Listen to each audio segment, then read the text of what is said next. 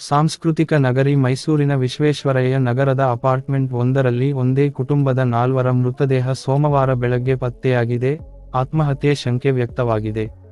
ಮೃತರನ್ನು ಚೇತನ್, ಅವರ ಪತ್ನಿ ರೂಪಾಲಿ ಮತ್ತು ಅವರ ಮಗ ಕುಶಾಲ್ ಮತ್ತು ಚೇತನ್ ಅವರ ತಾಯಿ ಪ್ರಿಯಂವದ ಎಂದು ಗುರುತಿಸಲಾಗಿದೆ. ಪ್ರಾಥಮಿಕ ತನಿಖೆಯನ್ನು ಉಲ್ಲೇಖಿಸಿ, ಹಿರಿಯ ಪೊಲೀಸ್ ಅಧಿಕಾರಿಯೊಬ್ಬರು, ಚೇತನ್ ತಮ್ಮ ಕುಟುಂಬ ಸದಸ್ಯರಿಗೆ ವಿಷವುಣಿಸಿ ಕೊಂದು, ನಂತರ ತಾವು ನೇಣು ಬಿಗಿದು ಆತ್ಮಹತ್ಯೆ ಮಾಡಿಕೊಂಡಿರಬಹುದು ಎಂದು ಹೇಳಿದ್ದಾರೆ.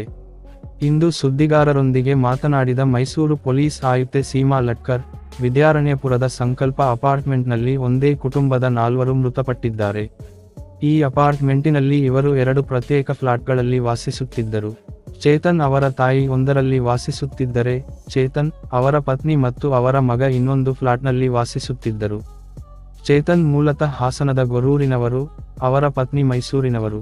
ಸಾಯುವುದಕ್ಕೆ ಮೊದಲು ಚೇತನ್ ಅಮೆರಿಕದಲ್ಲಿರುವ ತನ್ನ ಸಹೋದರ, ಭರತ್ಗೆ ಕರೆ ಮಾಡಿದ್ದರು. ಅವರು ಚೇತನ್ ಪತ್ನಿ ರೂಪಾಲಿಯವರ ಪೋಷಕರಿಗೆ ಕರೆ ಮಾಡಿ, ಅವರಿಗೆ ವಿಚಾರಿಸಿ ಎಂದು ಹೇಳಿದ್ದರಂತೆ. ಪೋಷಕರು ಫ್ಲಾಟ್ ಬಳಿ ಬಂದು ನೋಡುವಾಗ ಘಟನೆ ಬೆಳಕಿಗೆ ಬಂದಿದೆ. ಮಾಹಿತಿ ಪಡೆದ ಪೊಲೀಸರು ಸ್ಥಳಕ್ಕೆ ಭೇಟಿ ನೀಡಿ ಪರಿಶೀಲಿಸಿದ್ದಾರೆ.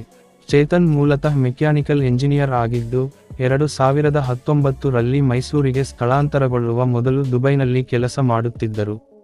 ನಂತರ ಮೈಸೂರಿಗೆ ಬಂದು ಅಪಾರ್ಟ್ಮೆಂಟ್ ಖರೀದಿಸಿದ್ದರು.